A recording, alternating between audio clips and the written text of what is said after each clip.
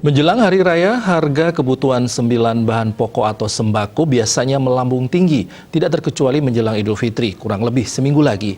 Namun kali ini kondisi sedikit berbeda. Secara umum, harga sembako di Denpasar masih tetap stabil. Hanya beberapa komoditas mengalami kenaikan harga, namun kenaikannya tidak signifikan.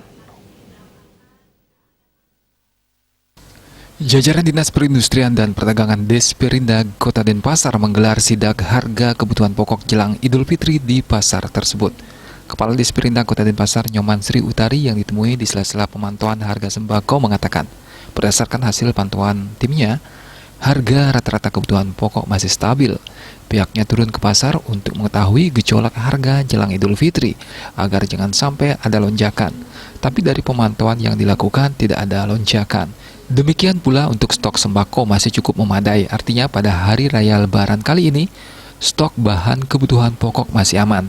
Pihaknya sudah mengimbau para pedagang agar tidak menaikkan harga jelang Idul Fitri ini, karena biasanya jelang hari raya malah harga dinaikkan.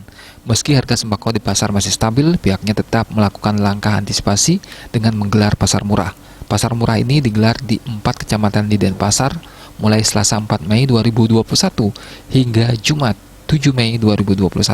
Pasar murah ini digelar di Masjid Kampung Jawa untuk Denpasar Utara, Desa Dangin Puri Klot untuk Denpasar Timur, Desa Tegal Harum untuk Denpasar Barat, serta Desa Pomogan untuk Denpasar Selatan. Pada pemantauan tersebut, tim mengamati beberapa harga komoditas di antaranya cabai, tomat, hingga daging. Dari sidak tersebut diketahui harga cabai Rp50.000, sebelumnya Rp47.000, cabai besar seharga Rp25.000. Sementara untuk bawang merah berkisar antara Rp20 hingga Rp25.000. Tomat harga Rp8.000, telur Rp40 hingga Rp41.000 per kerat. Gula pasir Rp13.000 per kilo, beras Rp11.000 per kilogram. Untuk yang premium dan beras polos Rp10.000 per kilo. Harga daging juga terlihat normal, diantaranya daging ayam Rp40.000 per kilogram, sedangkan daging sapi Rp110.000 per kilogramnya, serta minyak Rp14.000 per liter. Asmara Putra, Bali Pos melaporkan.